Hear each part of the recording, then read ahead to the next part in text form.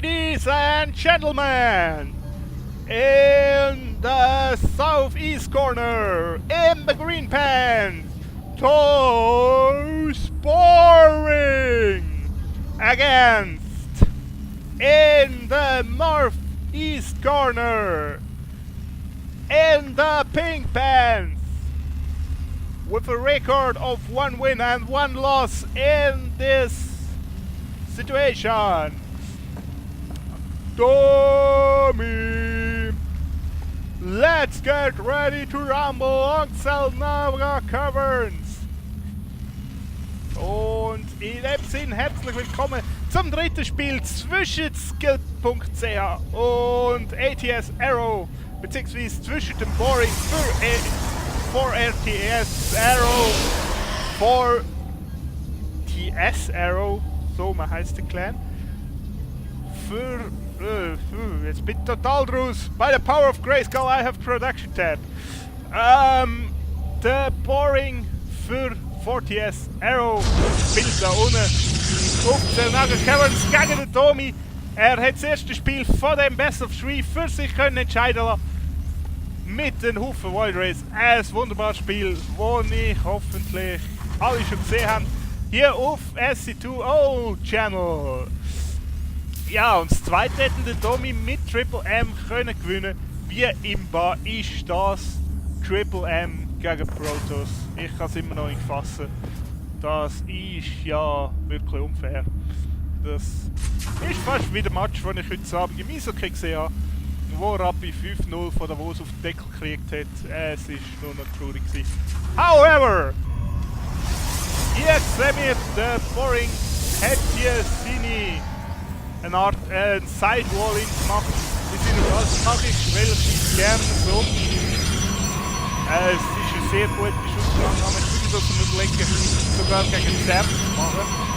Weil gerade gegen Sixpool und so Geschichten ist so ein Wall-In natürlich super, weil auf dieser kleinen Ledge mit genug Drohnen kann man, mit genug Sonden vor allem, kann man gegen ein paar Speedling, gegen ein paar Zerling vor allem, nicht Speedling, doch relativ gut kämpfen. Und wenn sobald genug Berserker draußen sind, Silos draußen sind, ist die Sache noch vergessen. Aber ich bin da noch am Entwickeln. Und der Wall-In, so wie der Tommy macht, ist wahrscheinlich immer die beste, immer noch eine sehr, sehr viel bessere Variante. Sofern man natürlich Marines hat. Aber Protoss haben keine Marines und die müssen sich gegen solche Cheese auf Silos schlagen. Wobei, ja, Sixpool im 1v1 ist sicher Cheese. Gilt aber, ab 2v2 gibt es Leute, die sagen, das ist kein Cheese. Es ist ja eigentlich gleich, ob es Cheese ist. Und wir sehen, der Boring probiert hier einen Void Ray Rush vermutlich. Und mit einem Proxy-Raumportal wird das klappen. Oder wird Tommy darauf reagieren? Auf jeden Fall hat er schon mal ein paar Marines. Ist am Umscouten. Er weiss, dass da ein bisschen wenig rumsteht. Und danke Pinger, wir haben es gesehen, dass hier ein Raumportal entstehen wird. Hat der Boring jetzt vielleicht nochmal probieren zu scouten? Nein, er weiss, das ist ein Wall-In. Ich denke nicht viel, der will scouten. Und der Scout sucht überall, nur am falschen Ort. Und sieht die Sache hier unten einfach nicht. Ja, völlig unbekannt, dass da bald Void Rays rauskommen. Und Tatsache, der erste Void Ray ist unterwegs.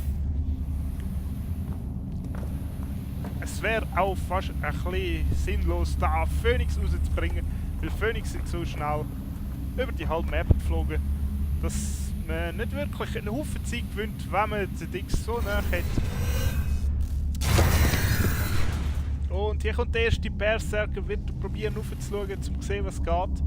Oder wird er den Rush einfach unterstützen, irgendwie ein bisschen Feuer aufsammeln? Ah nein, er braucht es, um sich drauf aufzuladen. Das habe ich nicht gewusst, dass das mit dem Silos auch funktioniert. Und mit dem vollgeladenen Ding hat er natürlich gute Chancen, sogar gegen ein paar Marines. Wirklich einrücklich. genutzt auf die armen auf die armen Maroden, die armen Größen, die sich immer hinterdurch zurückziehen können. Und der Boring kann hier fast, muss sich jetzt aber doch zurückziehen. Hat nur noch 6 HP.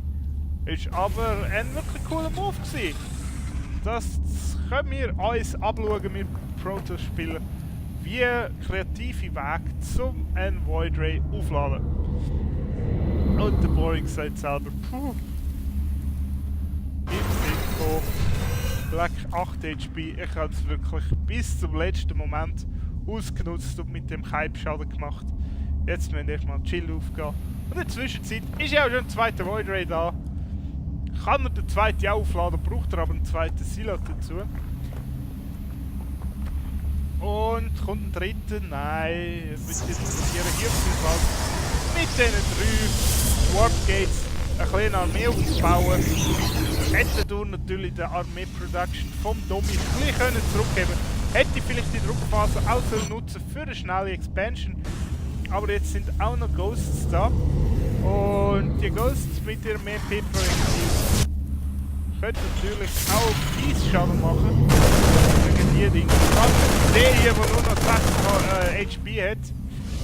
Wenn Chill weg sind von 100, und ich glaube, ich ignorieren. Und ich irre mich da glaube ich nicht. Dass APM genau die 100 Schaden ja wegnimmt. Genau die 100 Shield wegnimmt. Bleiben 6. Ja, bleibt so ziemlich genau ein Schuss von einem Mariner und dann ist die Sache gegessen. Aber hier kommt ein dritter Void Ray und es ist eine passable Armee da. Und im Moment hat der Boring ziemlich deutliche Map Control, nutzt das aber nicht aus zum Expandieren. Gut, er hat auch die Ressourcen nicht.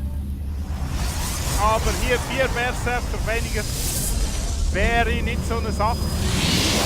Aber er entscheidet sich weiter in Protektoren zu verworfen. Protektoren haben natürlich den Vorteil, dass sie nicht so wahnsinnig viel Mineralien brauchen. Aber hier kommen schon wieder 2. Ja, er ist ein bisschen overcommitting für meinen Geschmack. Er hätte den Push jetzt echt können nutzen, um sich einen wirtschaftlichen Vorteil zu schaffen. Aber stattdessen geht er mit seiner Armee in Spielfeld Mitte, wird jetzt vielleicht einen Entscheidung suchen. Er hat immer noch nicht genug Ressourcen für eine Expansion. Und dann sind so wie der hat verdammt viel Space Marines. Weitere Reaktoren sind im Bau, weiteres Dechlabor ist im Bau. Nochmal ein Reaktor ist im Bau. Er baut wieder auf sein Triple M, wird er da.